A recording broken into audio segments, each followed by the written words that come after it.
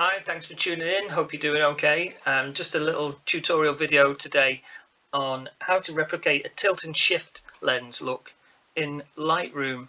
Now, if you don't know what a tilt and shift lens is, it's a funky looking contraption of a lens. It's a manual focus lens, and you can move parts of it around. So, in fact, you can move the lens so that the plane of focus is shifted or tilted.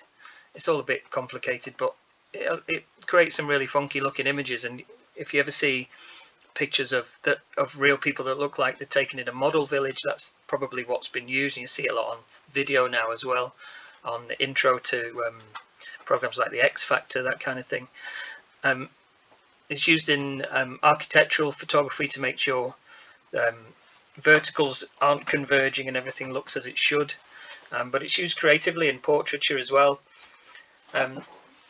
So basically you could have something in the foreground which is in focus and something which is in the background also in focus, and then bits in between out of focus, so it looks quite odd and it's kind of difficult to work out, but it can be used creatively to kind of focus the attention on the subject and help to distract away from other areas. So just to give an example, and you can use an external editor to do this kind of effect, and the one I use is called Alien Skin Exposure. I use this quite a lot. I'm just going to show you how it works in Alien Skin Exposure before I show you in Lightroom.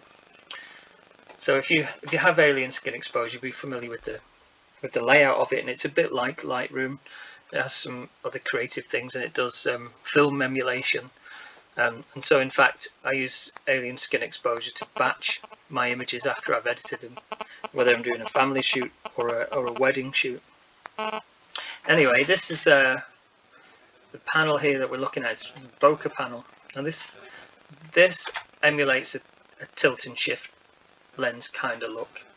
It's not going to be the same because the aperture is the way it works is different, and you can't really replicate it completely, but you can get that kind of look, which you might have seen in some places. Anyway, so it's a bit like this. So we've got a focus area across the middle here, and out of focus areas at the bottom and the top, and it's graded quite nicely into that. And we can increase or decrease the amount. Less is more, but it does add an interesting blur to the image, and it focuses attention on faces here, and it gives us a nice blurriness in the out of focus areas. So you can see that's how it works then. That's how it grades from top to bottom, and in this we can have a sharper gradient or less. So I would usually do something like that. I did used to have a tilt and shift lens, but it's far too faffy to get out when you're on a busy shoot, and I probably would like to get another one day and mess about with it, but for the time being and for how often I ever do this is fine. And it's cheating, but who cares? Right, so we can save that, bring it back into Lightroom. I'm going to show you how to do the same thing in Lightroom. So we can do this using the gradient tool, which is up here. And click on that one, and all I'm going to do is just make sure we don't have any gradients there. Reset all. Okay, so I'm going to use the sharpness. The sharpness is going to come way down towards the bottom. I'm just going to bring a gradient from the top and drag, and from the bottom and drag it up there.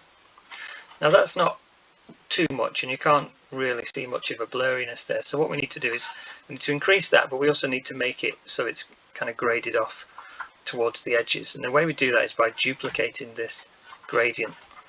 And the way to do that is hover over and hold the Control and Alt on the Windows and Command on a Mac, and we click and drag, and it duplicates the layer, and we can do it again and again and again until we have the desired effect. And we'll do the same with the bottom.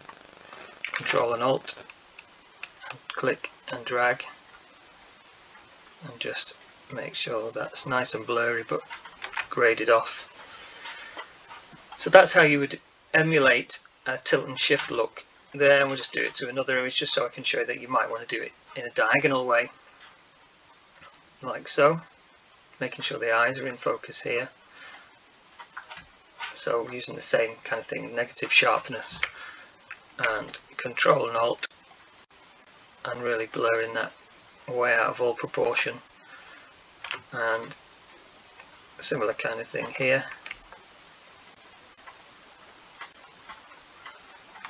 And this we've already got some nice foreground bokeh, but just kind of gives that little bit more to make sure that the attention is here.